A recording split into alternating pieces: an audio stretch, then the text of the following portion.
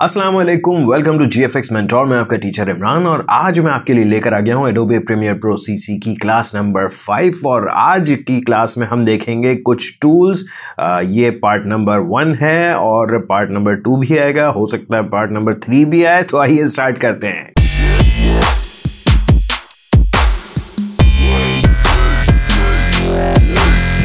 Alright, welcome back. So first of all ये देखें, ये मैंने एक अपना प्रोजेक्ट ओपन किया हुआ है जो कि प्रीमियर प्रो क्लास नंबर 2 थी हमारी। एंड अगर आप देखें तो इसमें बहुत सारे ट्रैक्स मौजूद हैं। इनफैक्ट अगर मैं इसको और बड़ा करूं तो आपको काफ़ी सारी चीज़ें दिख रही होंगी।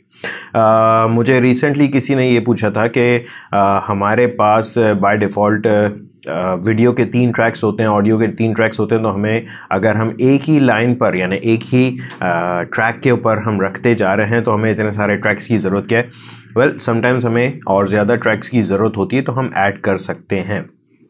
क्यों ऐड कर सकते हैं? फॉर एग्जांपल जैसे मेरी ये वीडियो है, अगर आप इस वक्त खाली ये फ्रेम देख लें तो मेरा फेस कैम है प्लस ये कुछ इमेजेस मैंने डाले हुए हैं, यानी कि जो टेक्स्ट डला हुआ है, और ये रहे सारी वो लेयर्स। जस्ट ये एक सवाल था जो कि बहुत कॉमनली पूछा जा रहा था, तो मैंने कहा ये बता दूं कि यहाँ पर मल्टीपल ट्रैक्स इसलिए हम डाल रहे होते हैं कि इसमें बहुत सारी चीज़ें एक साथ होती हैं। सो ये आपका NTSC लिखा हुआ है, ये अलग एक नेशनल टेलीविज़न सिस्टम कमेटी लिखा हुआ है, एंड फिर ये 30 FPS अलग से लिखा हुआ है, 29.97 फ्रेम्स पर सेकेंड अलग से लिखा हुआ है। ठीक है। सो यस, ये ट्रैक्स किस तरह से ऐड होंगे ये आगे चल के मैं डेफिनेटली आप लोगों को बताऊंगा। इट्स नॉट दैट डिफिकल्ट, बहुत आसान है।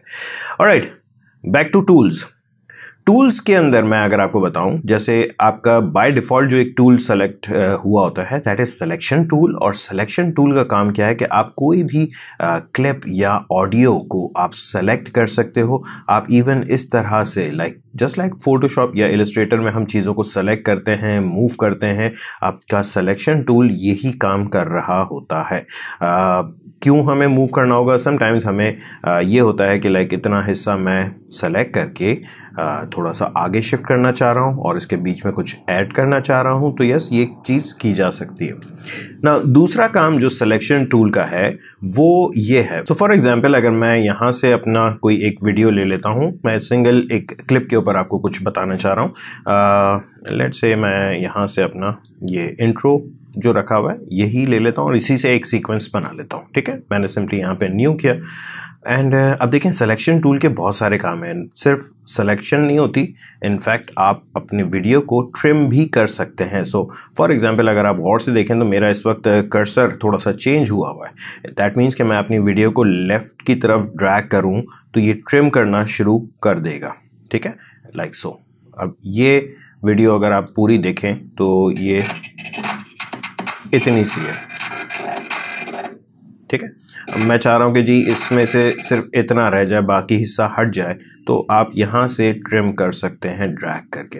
नाउ बेस्ट पार्ट ये है कि जब आप इस तरह से ट्रिम कर रहे होते हैं तो आपको ऊपर अगर आप प्रोग्राम विंडो में देखें तो आपको टाइम दिखा रहा है कि कितनी देर की क्लिप आप कर रहे हो। ठीक है, दूसरी बात कि यहाँ पे 2 थंबनेल्स आ रहे होते हैं। 2 थंबनेल्स किस तरह से? सो फॉर एग्जांपल मैं इसको इतना काट देता हूँ, ठीक है, और इसी के आगे मैं अपनी कोई वीडियो डाल देता हूँ। लेट्स सपोज मैंने यहाँ पे ये वीडियो डाल दी और लेट्स से ये वीडियो भी तकरीबन इतनी है।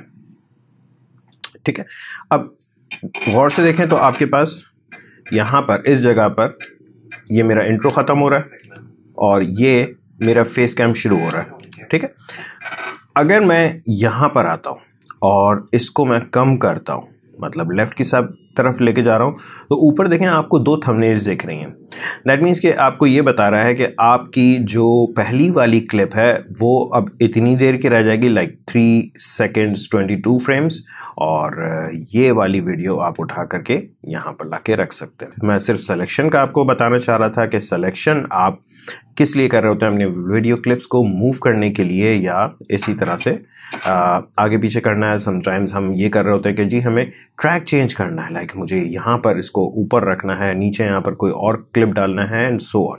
ठीक है, सो ये सिलेक्शन टूल है काफ़ी काम का। ये देख लीजिएगा कि आप ट्रिम जब कर रहे होते हैं तो किस तरह से आप कर रहे हैं, राइट। समटाइम्स ज़रूरी नहीं है कि हमें इसकी ज़रूरत पड़े।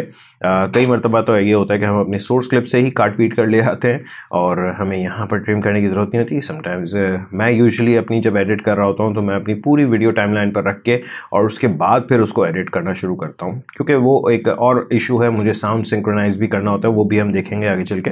ऑलराइट, नाउ दूसरा टूल जो है हमारे पास वो है आपका track select. Now track select forward and track select backward. Track select forward मैं ले रहा हूं और मैं आ जाता हूं अपने वापस इसी वाली पूरी सीक्वेंस में।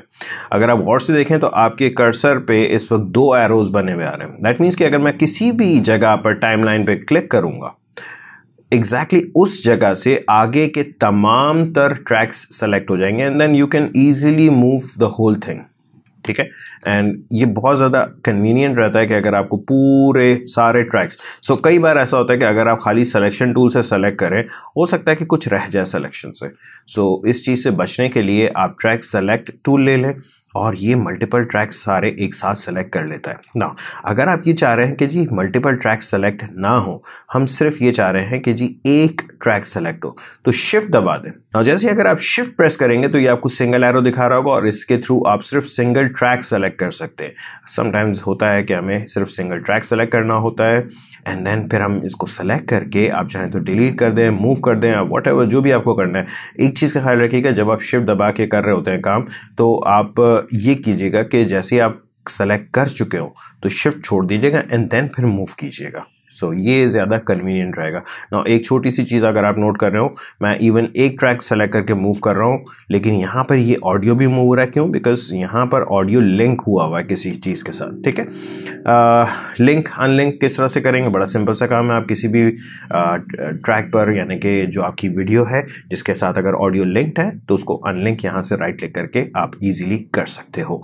अगर आप ये देखें, मेरी इंट्रो वाली वीडियो जो है ये, इसमें ऑडियो एंड वीडियो दोनों साथ लिंक हुआ है। ये कई बार ऐसा होता है, आप जब वीडियो इंपोर्ट करते हैं तो उसके साथ ऑडियो लिंक्ड होता है। अगर आप अलग करना चाहें तो राइट क्लिक करें एंड अनलिंक कर दें एंड देन आपका वीडियो अलग सेलेक्ट होगा, ऑडियो अलग सेलेक्ट होगा। सिमिलरली यहाँ पर भी अगर आप देखें तो ये मेरे कैमरे का जो वीडियो है, ये सिंपली राइट क्लिक करेंगे, अनलिंक करेंगे और ये आपका ऑडियो एंड वीडियो अलहदा हो जाएगा। आप इसको अलग भी कर सकते हैं, but usually it is not recommended कि आप अपनी वीडियो को, अगर आप ऑडियो उसी का यूज़ करना चाह रहे हैं तो अनलिंक मत कीजिएगा, बिकॉज सिंक्रोनाइजेशन आउट हो जाएगी। नाउ इसी के अंदर अगर आप देखें तो आपके पास ट्रैक सेलेक्ट बैकवर्ड टूल दिया हुआ है। नाउ ट्रैक सेलेक्ट बैकवर्ड का काम क्या है? मैं वापस इसी वाली इसमें आ रहा हूँ।